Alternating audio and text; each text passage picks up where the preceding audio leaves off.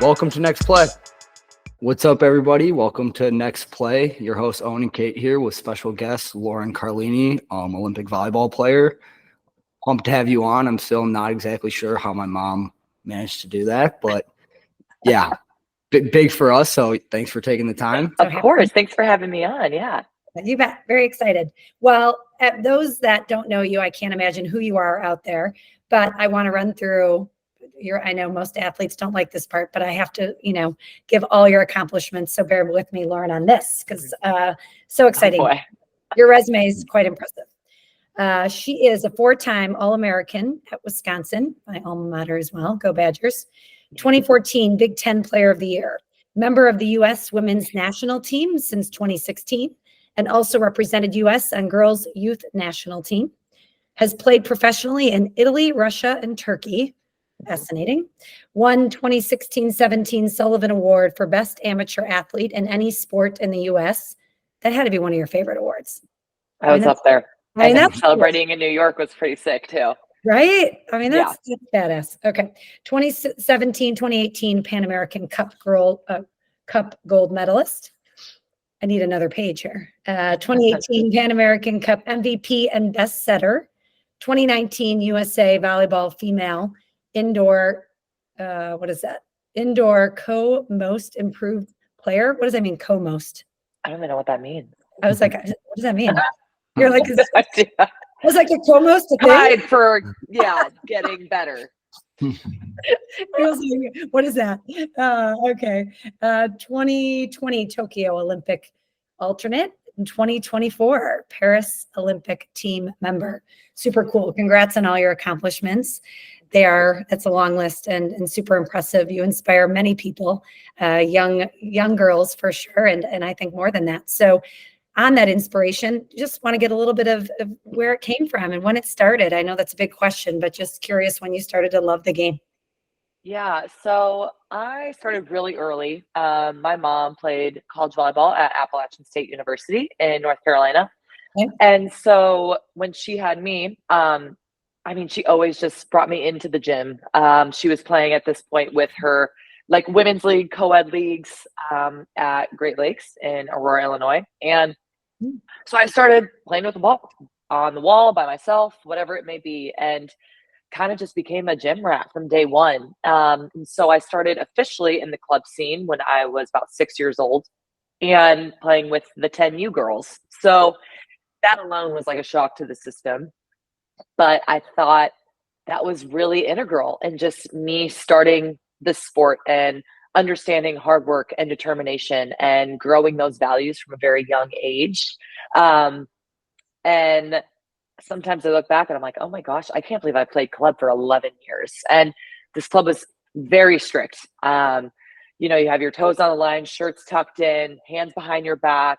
You're running and shagging balls. You're always doing something. If you do something wrong, other people are running for it or getting punished for it. That was just kind of how it worked. It was very militaristic, which I love. For me, that was my jam. So growing up, that was just something that I was inspired by, and just hard worker, gym rat from day one. And I think, it's paid off pretty well. Yeah, for sure. Yeah. That's where it started. Yeah, go ahead. I got a quick question. How was the recruiting process? Were you always kind of best player in high school, and then I know because I played basketball, it's more sophomore, junior year you get recruited. Mm-hmm. How is it for volleyball? Yeah. So when I was going through the process, there was no rules about how early you can recruit. And so I started going to Wisconsin camps, mainly because there was this player named Maria Carlini who was on the team. No relation at all. That's crazy. But it was so random. How does someone have the same last name as me, playing the same exact sport 2 hours away? And so just got really involved with the program from a young age. Probably 6th grade is when I started going to camps there and getting to know the coaching staff and the players really well. So I actually ended up committing to them my freshman year in high school, which is not allowed anymore, which is probably a good call. I think someone who's 15 years old who can't even drive a car yet, should they be deciding their whole future? Maybe not, but I knew that was where I always wanted to go. So I actually didn't visit any other schools. It was Wisconsin all the way, no matter what. And that, yeah. So I guess I had a pretty minimal recruiting process in the grand scheme of things. Okay. Yeah. Yeah. Well, okay. So on to the mental part of the game, which is Mhm. really why we wanted you on this show. Is that's what it's all about, is to talk about it. And I was so moved by the team you play for now, Love, right? That's the Mhm. name of it. Yeah. And the video that you did, I had chills watching it. And to us, you were almost everything you said fell in line with what we do as coaches and just what we believe about mental toughness. So in your, jump from, high school to college, to the Olympic team, what was there a difference mentally for you that with every level that you had to get to, that you had a Mhm. different mental sort of leap, I guess? I think the biggest thing for me is going from one phase to the next in terms of high school to college. I knew that when it was my senior year, I was going into my 11th year of club, and I hadn't won a national championship yet. And I literally sat down with my head coach and I go, if I do not win a national championship this year, I will feel like a failure. Like I will have failed myself and my teams for the past 11 years. And that very young and result driven way of thinking about things, but that's Yeah. how I felt at the time. And Yeah. so I did everything in my power, working hard, spending extra hours in the gym with my teammates, extra conditioning, whatever it took to be able to be successful at the end of the day. It just so happened that we also had a rock star squad and we ended up winning that national championship my senior year. Perfect way to go out. Transitioning into college, of course, the game gets a little bit faster, more physical. There's just that jump to be made. And to be honest, it felt a little bit more seamless than what I had expected, just because I think my club prepared me at such a high level to be able to compete at that stage. Yeah. And so the beginning of my college career was actually pretty good. There was some habits that I had to break, but mentally I was just, hey, I'm a freshman. I'm going to be a sponge and I'm going to soak in as much information as I can because you guys are way more experienced than I am, but I'm here to run the show, right? I'm the quarterback of the team, being the setter. I'm touching the ball every single play. And so I was just there to be a sounding board and take information and make a change for whatever the hitters needed. As I went through college, again, that sense of like, oh, we're so close. We won a Big Ten championship my sophomore year, made a national championship run, got to the final in my freshman year, but lost. So that we were right there. And junior year was a little bit of a letdown. So going into senior year, it was junior year spring actually, is when I hit a real low on the mental side of things. And it was because I felt the weight of the world on my shoulders. It was, again, this feeling of if I don't win this next year, like what will I have actually done for Wisconsin volleyball? Like, what will my legacy be if I don't win anything after all of this? And that thought was spiraling through my head. No one else was putting this pressure on me except myself. So finally, I just remember I was calling my parents every single night for months on end, just crying because I was putting so much stress on myself and it was manifesting in really just not positive ways. And so I finally sat down with my coach after my parents were like, you have to talk to someone, Lauren. Talk to my coach. And I was like, I need help. And that was the hardest thing for me to ever do because being an independent person, I wanted to solve everything myself. I don't need help. I'm strong, right? And asking for help makes me feel weak. And after I had that conversation, it's just so backward. And I think we've gotten better as a society in terms of accepting that help and being willing to reach out a helping hand and know that people aren't okay 100% of the time. It would be crazy if they are. So Exactly. yeah. And so for me, it was just like getting rid of that stigma of being afraid to ask for help. And so I went and saw a therapist, a sports psychologist, and it was integral in terms of me changing my mentality, in terms of me just releasing some of that pressure off my shoulders to a third party who has nothing to do with our program or volleyball. They could care less. They just want to help the person. Yeah. So that was another huge step in my mental journey of like, hey, it's okay to ask for help, and it's okay for others to ask for help. You don't have to solve the world's problems by yourself. So then, sorry, getting a little long-winded here, but then going into the professional side of things, when you're in college, there's this huge just structure of how you do things. You have study hall, you have practice, you have games, you have travel. There's always something to do. And then you get to the professional scene overseas and you have loads of time. So you're sitting there twiddling your thumbs like, holy moly, how am I going to kill this time? You watch 8 episodes and binge Netflix. That's what you do. So for me, that was another shock to the system, and learning like, whoa, how do I be alone? How do I spend my time in a very like diligent way and meaningful way? Because I can't just binge Netflix. And so that was the next part in my mental journey is, okay, now I'm going to start journaling. I am going to reflect a little bit on what my values are. What do I want the next 2 years to look like, the next 5 years to look like, goals, dreams, and kind of set that for the next however many years. And so I thought it was a really hard year.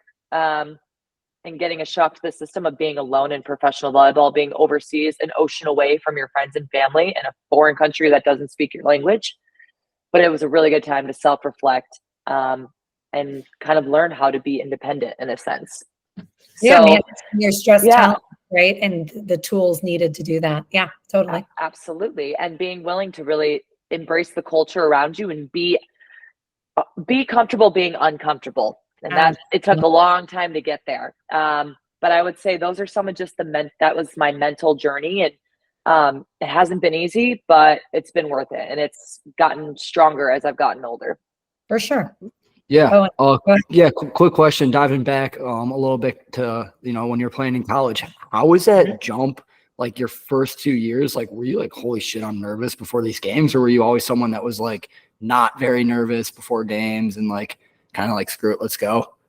Yeah, good question. I would say when I was in college, I felt like I was that girl, right? Yeah, so that's the way to do it. There's this confidence that comes out. And I think if other people were to see me nervous, they would also be nervous.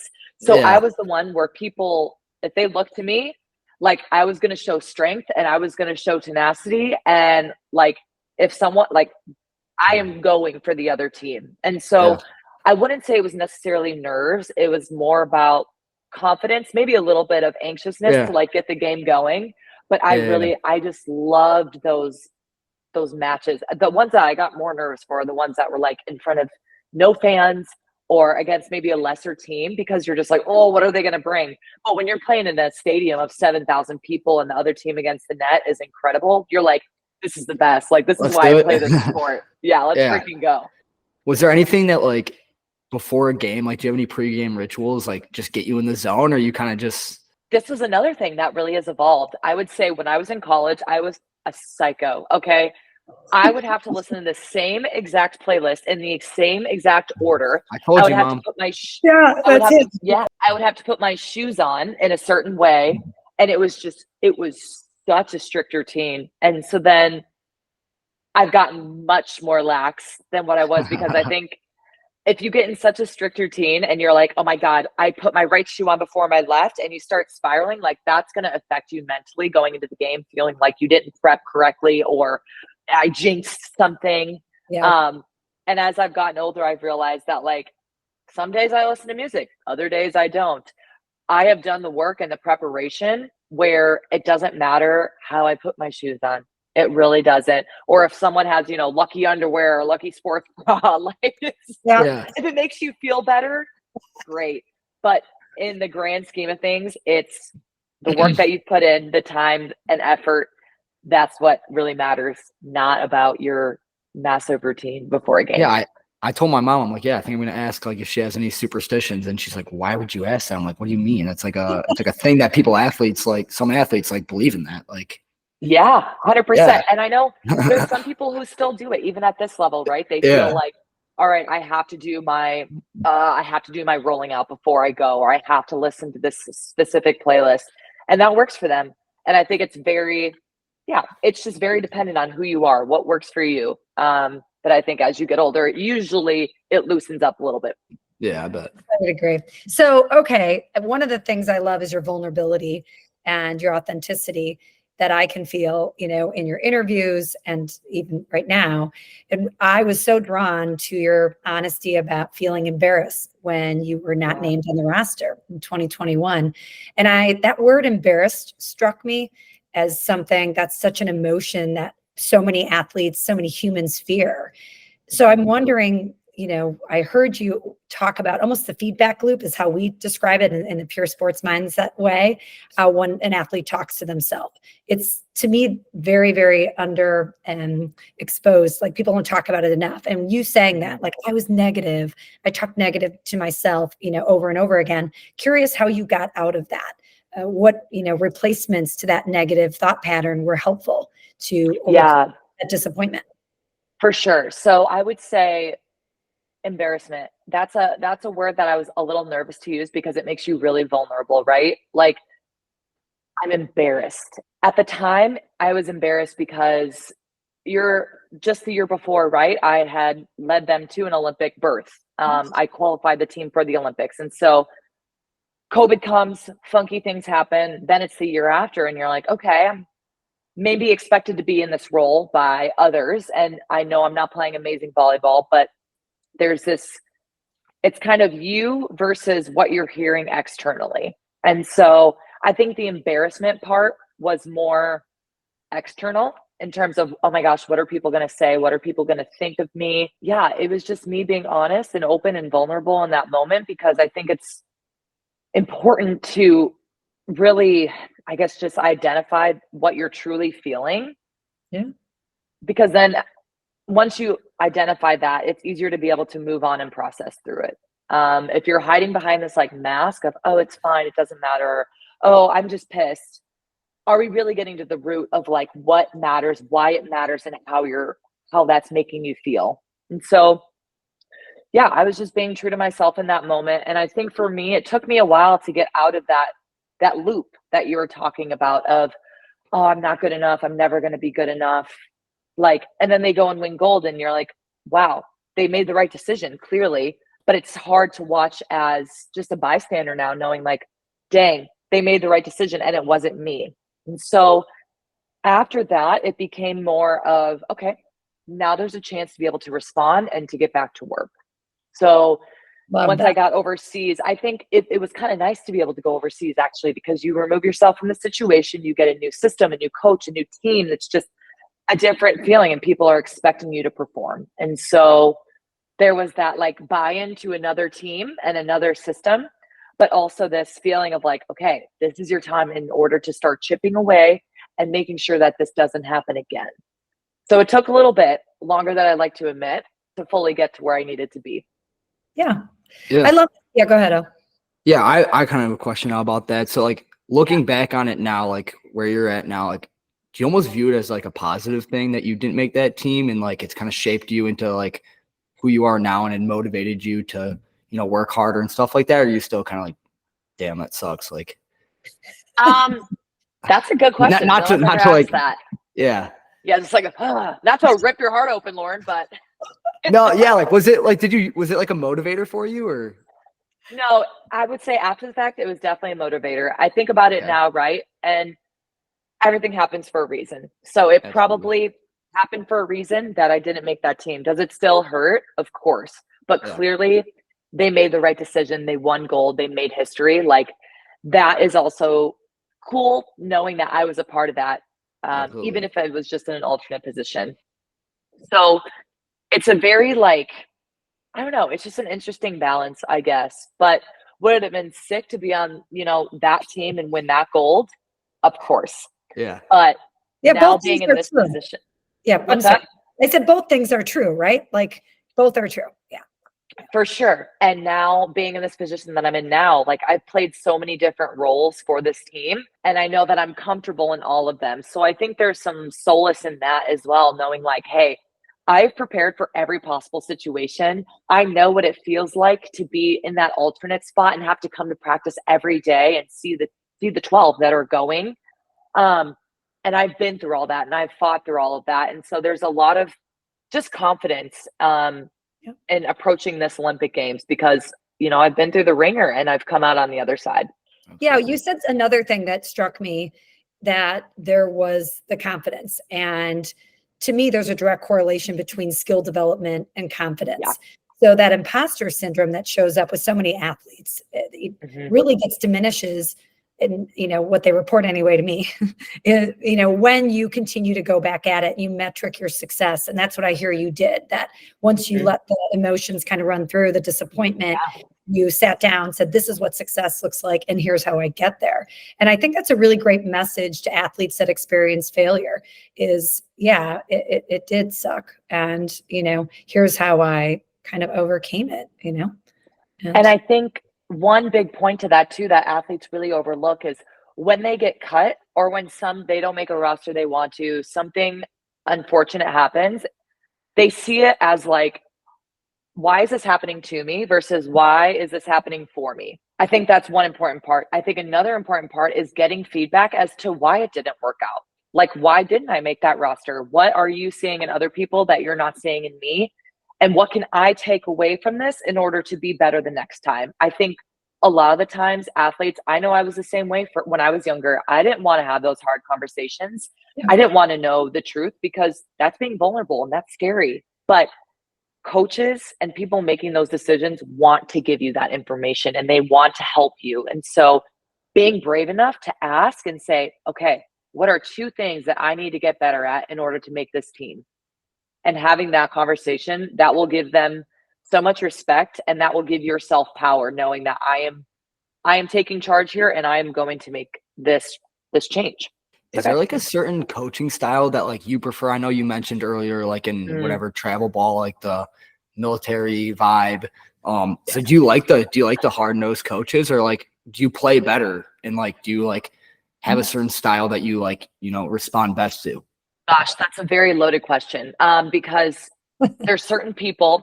We do this thing at Wisconsin. It's called the DISC test, and there's DISC, different personalities, and how they respond to outside stimuli or how they best are communicated to via teammates, via hierarchy. So like coaches down to them. And so being what I am, it's a D, which is a competitor. And there's also a C, which is pretty compliant and likes to follow rules. And there's a way of doing things. I like that militaristic way just because it's like, okay, we're competitive and we are like dialed in and focused. This is what we need to do. But there's people who are S's who are like the steady ones. They have very good poker faces. You can't tell whether they are just ecstatic over the moon or having the worst day of their lives. They're going to look the same. They prefer a very different coaching style and they want to be communicated with differently. And so for me, when I was younger growing up, I loved that militaristic way. Would I want that right now in my career? Absolutely not. I would be so annoyed. Like, so I think there's just, again, this evolution of like, the more experience we have, the more professional you become, you kind of know how the game works. And there's little nuances and minimal changes to be made because the margins are so slim. And so there's just more of like a tactical side of things versus when you're younger, it's all technique and you're learning the game and just new movement patterns, etc. So I would say now I like someone who's a little bit more chill and just kind of lets us do what we need to do. When they see something, say something. But other than that, like kind of just let us figure it out. We've been doing this for a long time. But that's a great question. I love that. Yeah. So, no, 'cause I've had it all. Like I've had, when I was younger, I've like hard nose, like if you make an error, they're letting you know about it. And then I've had coaches that were like, go do your thing. And I always liked like the hard nose kind of kept me on my toes a little bit, but I'm always curious how athletes, what they respond to best. So I'm wondering, because we work with teams as well, and I'm curious if there's a difference. I mean, I know there's a difference, but if there is this with more information that coaches have and the importance of the mental side, do you prepare, with this Olympic team, the mental side of the game, versus like your own individual practice, right? Does it look different, teams? It doesn't have to be this Olympic team, but any teams, I guess. I would say for our national team, it's been a huge focus the last 2 quads. We brought in a culture coach and we brought in a mental coach as well, just to be able to attack all facets of the game. Because, like I said, at this level, the margins are so small. And so everyone's an amazing volleyball player. Everyone is extremely physical and talented.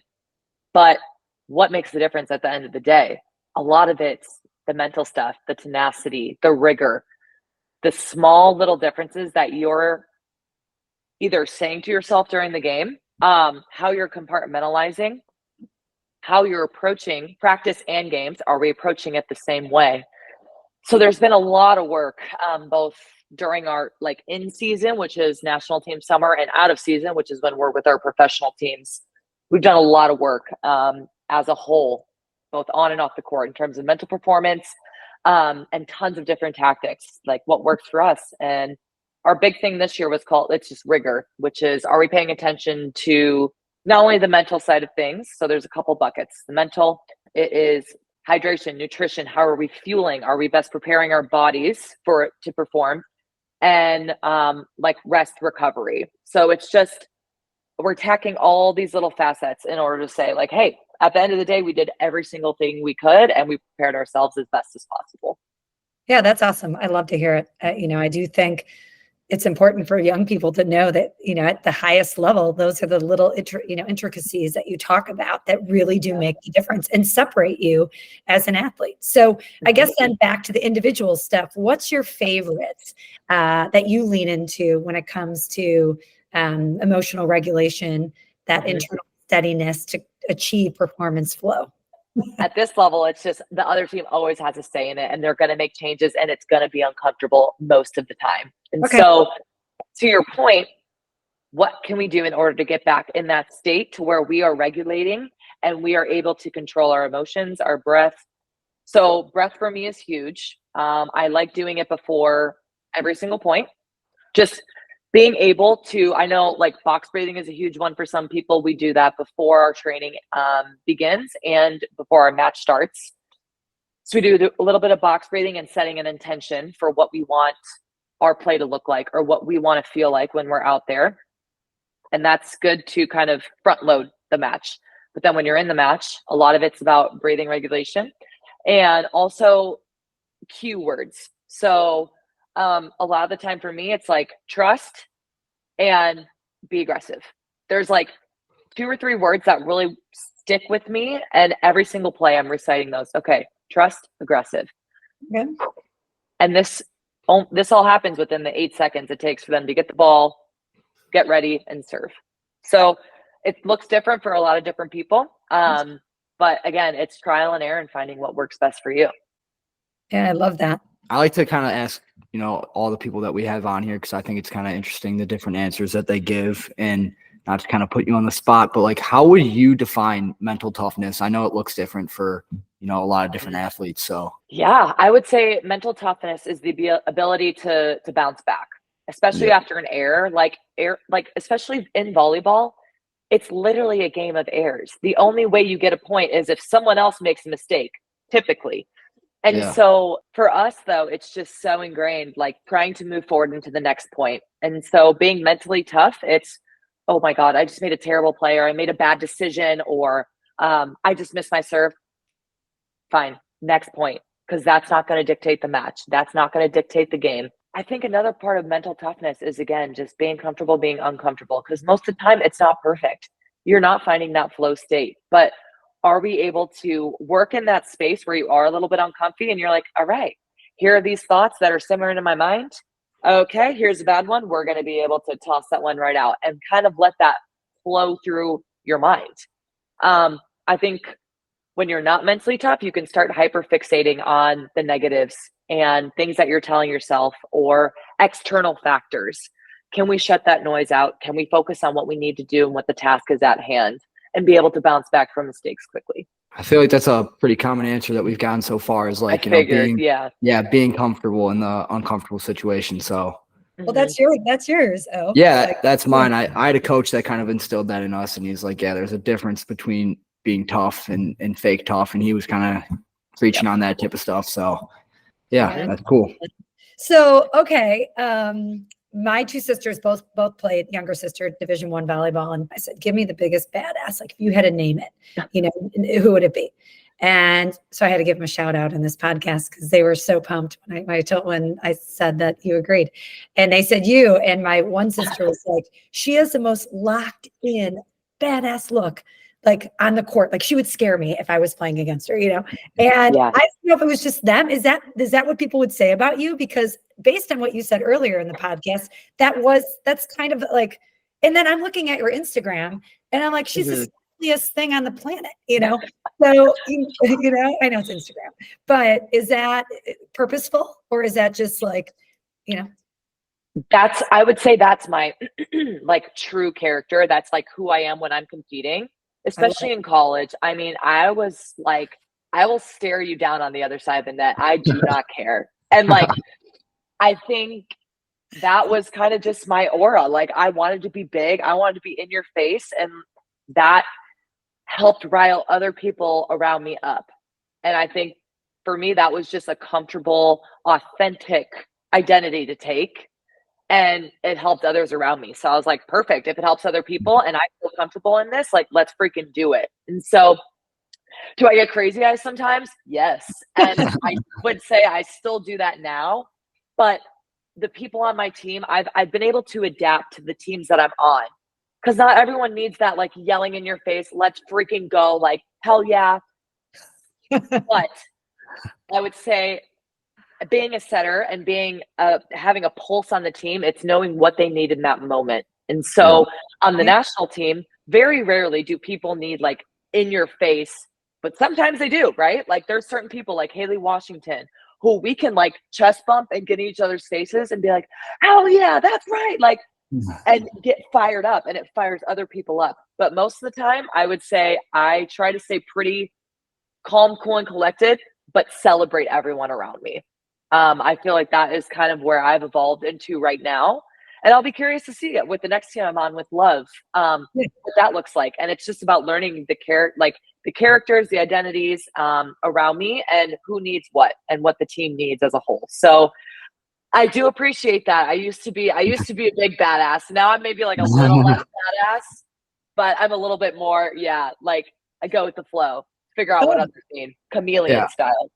I got a funny question. Is there like shit talking in volleyball, or is like that not a thing? Like, because I know in like basketball and other sports, like a lot of jawing, but that's a good question. I would say there's way less than other sports. Okay, makes sense. I'm not going to name names, but there are certain people on other teams who are more prone to maybe saying things to the net or yelling.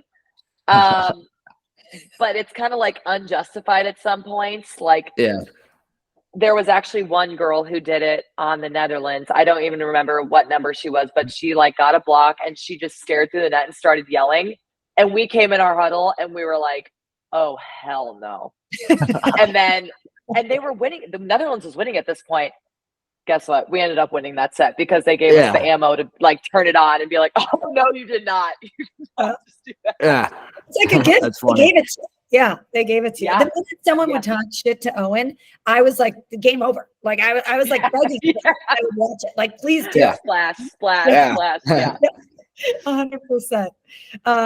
Okay, so I'm hoping to see in Paris the eyes. I'll be looking. I'm looking for the eyes. But do you have a prediction? Are you going to put that out there, or do you at least visualize the gold medal around all of your necks? Yeah, I mean, it's crazy because we haven't even talked about that as a team, honestly. Okay. Just because we kind of just have a different way of thinking. One, that was a completely different team, a different era. We've had a tough couple of years. We haven't produced the way we wanted to. We haven't won as much as we have wanted to. And other teams have really stepped up and gotten significantly better since 2021. So we know the path is going to be harder than what it was in 2021. We also know that we have the women and we have the capabilities to be able to put that team out there that can win gold.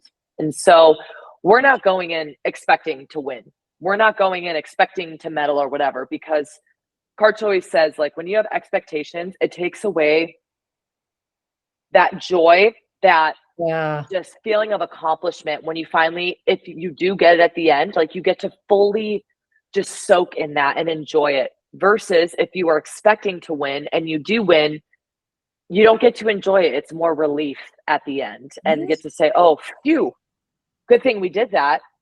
So I think that's kind of how we're approaching it. We're going in every day. We're 1 point at a time, 1 play at a time. And can we sustain good enough volleyball to be able to win a set, to be able to win a match, and then to be able to go into quarters, semis, and hopefully finals and be able to win a medal. So I like it. there So honestly you tell hasn't me. been a ton of talk about it. Yeah, your quote also was something about be on your feet, right? Yeah, no, I think it's be where your feet are, right? Yeah. Yeah. Be where your feet are. Don't think too much ahead. Again, the other team has a say in it. And if you're trying to think about the results and what's coming next, like it's going to be disastrous. I agree. Is your mantra, our last question, or mine anyway, Owen might have one. Do you have a mantra? Mine change all the time. I just run, that's all I do. But we'll rotate mantras, and wondering if you have one, or one that, you've used. You said you had the one word that you do, right? Trust and, what was the second? Yeah, Trust and just aggressive. And that changes actually, I would say, per game. Like it just depends on what I'm feeling that day, what my intention is for the day. And those words can change depending on the situation. But I would say my mantra throughout my career has just been passion. I want people to feel how passionate I am about this game through my play. I want them to see it. I want them to feel it. And I want them to be inspired by it. And so that's always been something that's really important to me. Am I paying respect to the game, to myself, to my family who have supported me? Like, am I going about things the right way and doing it with passion? That's kind of been my MO from day one. And I look forward to continuing it in Paris, right? And inspiring not only my teammates, but people watching. And also going into Love and starting this new professional league. There's going to be really great opportunities. And I want to just be able to showcase that passion through my play. That's amazing. How's the gear? How's the USA gear this year? Pretty sick. And I'm seeing some of the kits come out for Ralph Lauren and some of our Village gear. Like that part's going to be just so awe-inspiring and just overwhelming, because there's going to be, one, tons of free stuff. And two, the fact, like, just being surrounded by, Rose Lavelle, who played at Wisconsin, she's going to be there in the Village. Carly Hoover, who was a Gatorade Player of the Year with me, she's a softball player. She's going to be there.